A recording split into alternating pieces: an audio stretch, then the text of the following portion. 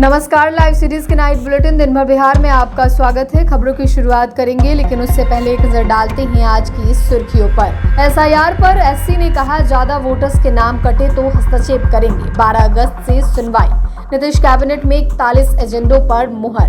वैशाली में नीतीश कुमार ने किया बुद्ध समयक दर्शन संग्रहालय सह स्मृति स्तूप का शुभारंभ। पंचायत सचिव से विवाद पर राजद एमएलए भाई वीरेंद्र का बड़ा खुलासा। तेज प्रताप ने आरजेडी को घेरा। देवघर में भीषण सड़क हादसा, 6 कांवड़ियों की मौत, कई गंभीर। गयाजी में एनकाउंटर, शराबबंदी कानून से अब तक 9 को फांसी की सजा। मुजफ्फरपुर में पुलिस कर्मियों पर हमला, पटना के घर दुकानों में जलजमाव। अब खबरें विस्तार से।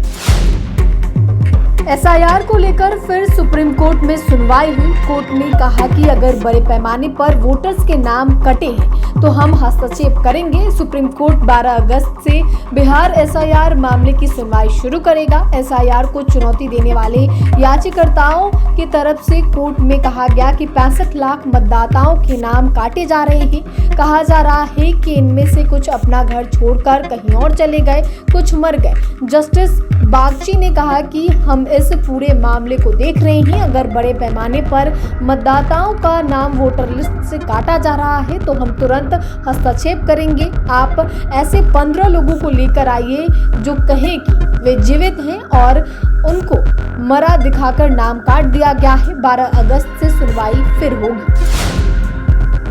मुख्यमंत्री नीतीश कुमार की अध्यक्षता में आयोजित हुई कैबिनेट बैठक में 41 एजेंडों पर मुहर लगी है। साथ ही बिहार पत्रकार पेंशन सम्मान योजना में बदलाव करने की भी स्वीकृति दे दी गई है। बिहार राज्य खेल एकेडमी अंतर्राष्ट्रीय क्रिकेट स्टेडियम राजगीर के अंतर्गत और सैनिक एवं विद्युतीकरण कार्य के लिए 1121 करोड़ रुपए की स्वीकृति दी गई है। वहीं 7 डॉक्टर को आज बर्खास्त किया गया है, जबकि युवा आयोग में 6 पदों के सृजन की स्वीकृति मिली है। सीएम नीतीश की कैबिनेट ने पटना में राम मनोहर लोहिया पथ चक्र के निर्माण के लिए 675 करोड़ 50 लाख रुपए की राशि स्वीकृति की है। इसी के साथ बिहार राज्य सफाई कर्मचारी आयोग के गठन के लिए एक अध्यक्ष, एक उपाध्यक्ष और 5 सदस्य होने की स्वीकृति दी गई है।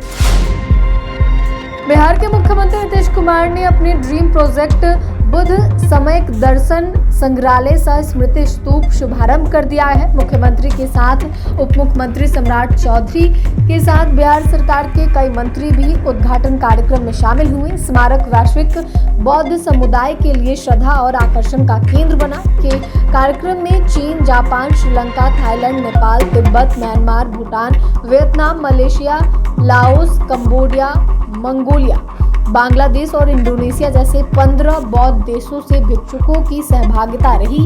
यह स्तूप का निर्माण भवन निर्माण विभाग की ओर से किया गया। मुख्यमंत्री नीतीश कुमार ने कहा कि बुद्ध समयक दर्शन संग्रहालय सह स्मृति स्तूप न केवल वैशाली को वैश्विक बौद्ध मानचित्र पर प्रतिष्ठित करेगा, बल्कि पर्यटन, सांस्कृतिक और रोजगार को भी नई दिशा देगा।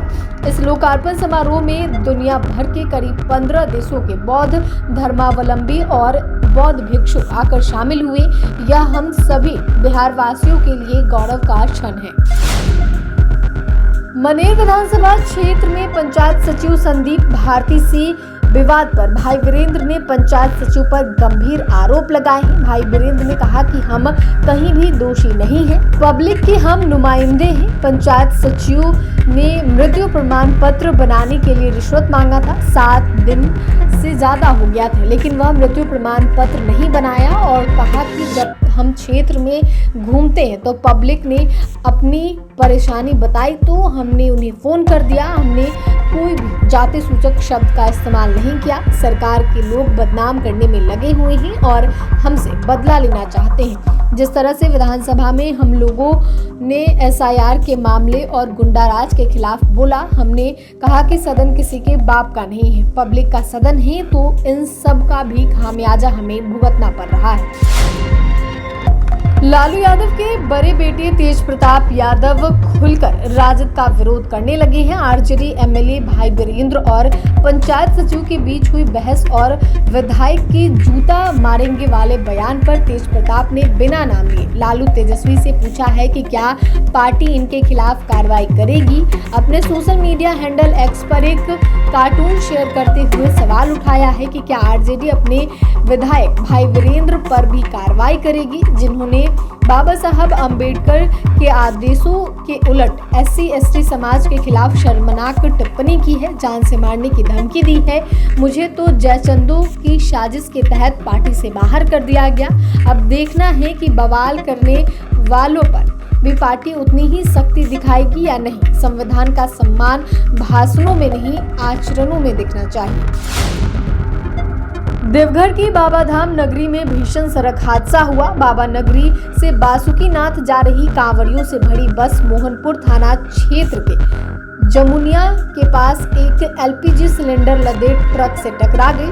टक्कर इतनी जबरदस्त थी कि मौके पर ही चीख पुकार मच गई। वहीं प्रत्यक्षदर्शियों के मुताबिक इस हादसे में बस चालक की भी मौत हुई। स्थानीय लोगों ने घायलों को गाड़ी से बाहर निकालने में मदद की। हादसा इतना जबरदस्त था कि बस का एक हिस्सा पूरी तरह क्षतिग्रस्त हो गया। देवघर में 5 कांवड़ियों की मौत पर मुख्यमंत्री हेमंत सोरेन ने दुख जताया है। कई कांवड़िया घायल हुए हैं, इनमें कुछ की हालत गंभीर बनी हुई है। यह हादसा सुबह 5 से 6 बजे के बीच हुई। गया के शेरघाटी थाना क्षेत्र में रिटायर्ड डॉक्टर तपेश्वर सिंह को गोली मारने वाले अपराधी सतीश उर्फ चंदन को पुलिस ने एनकाउंटर में ढेर कर दिया। पुलिस को मिले इनपुट के आधार पर विशेष टीम ने शेरघाटी में मनराज खुर्दा गांव में घेराबंदी शुरू की। इस दौरान सतीश ने पुलिस को देखते ही ताबड़तोड़ फायरिंग कर दी। पुलिस को सतीश के ठिकाने की सूचना मिली, जिसके बाद विशेष टीम मनराज खुर्दा गांव पहुंची। जैसे ही पुलिस ने घेराबंदी शुरू की, सतीश ने फायरिंग शुरू कर दी। कई राउंड गोलियां चलाने के बाद पुलिस ने जवाबी कार्रवाई की, जिसमें सतीश के पैर में गोली लगी। उसे मगध मेडिकल कॉलेज अस्पताल ले जाया गया है, जहां उसका इलाज चल रहा है। बिहार में शराबबंदी कानून के तहत पुलिस की ओर से की गई कार्रवाई को लेकर पुलिस मुख्यालय ने ब्यौरा दिया है। पुलिस मुख्यालय की ओर से बताया गया है कि छापेमारी के लिए 10 विशेष अभियान दल SOG फिलहाल काम कर रहे हैं। दल की ओर से वर्ष 2025 में जुलाई माह तक 19 ऑपरेशन राज्य से बाहर किए गए हैं। इसमें बिहार से सटे झारखंड में 7, उत्तर प्रदेश में 10, छत्तीसगढ़ में 2 ऑपरेशन हुए हैं। इस दौरान 16 बड़े वाहन और 6 वाहन के साथ 94.933 लीटर शराब बरामद हुई है। शराबबंदी कानून को जो लोग हल्के में लेते हैं, उन्हें बताने के लिए यह आंकड़े काफी हैं कि यह हल्का नहीं है। अब तक इस कानून के तहत 18 लोगों को आजीवन कारावास की सजा हो चुकी है। इसके अलावा 9 लोगों को कोर्ट ने मौत की सजा सुनाई है। बिहार विधानसभा चुनाव को लेकर 25 सीमावर्ती जिलों में 390 चेकपोस्ट बनाए जाएंगे। मुजफ्फरपुर में पुलिस टीम पर हमला हुआ। विवादित जमीन पर अवैध निर्माण रोकने के लिए पहुंची थी। इस दौरान असामाजिक तत्वों ने हमला कर दिया। हमले में बोचहा थाना के SHO राकेश कुमार, महिला पुलिसकर्मी कंचन कुमारी समेत 6 पुलिसकर्मी घायल हो गए। महिला पुलिसकर्मी की हालत गंभीर बताई जा रही है। बताया जा रहा है कि महिला पुलिसकर्मी के सिर पर पत्थर लगने से वो गंभीर रूप से जख्मी हो गई है। कंचन कुमारी मौके पर ही बेहोश हो गई। घटना बोचहा थाना क्षेत्र के बलथी रसुलपुर गाँव का है। हमले की सूचना मिलते ही अतिरिक्त पुलिस बल गांव पहुंचा और हालात को काबू में लिया। पुलिस ने 5 लोगों को गिरफ्तार कर जेल भेज दिया। बिहार में मानसून सक्रिय है, जिससे राज्य के कई जिलों में वर्षा और तेज हवाओं की चेतावनी दी गई है। मौसम सेवा केंद्र के निदेशक डॉक्टर CN प्रभु ने सिवान, सारण, पटना, भोजपुर, रोहतास, औरंगाबाद, अरवल, जहानाबाद, गया, नालंदा, लखीसराय और मुंगेर में ऑरेंज अलर्ट जारी किया है। इन क्षेत्रों में तेज वर्षा के साथ साथ वज्रपात और 30 से 40 किलोमीटर प्रति घंटे की रफ्तार से हवाएं चलने की संभावना है। पटना में लगातार हो रही तेज बारिश के कारण शहर के कई इलाकों में पानी भर गया है। सड़कों, रेलवे ट्रैक और बाजारों में जल जमाव से आम लोगों को भारी दिक्कतों का सामना करना पड़ रहा है। ट्रेनों की आवाजाही प्रभावित हुई है और कई जगहों पर दुकानों और घरों में पानी घुस गया है। स्थानीय लोगों का कहना है कि घरों और दुकानों में पानी घुस गया है, जिससे सारा काम पूरी तरह से ठप हो गया है।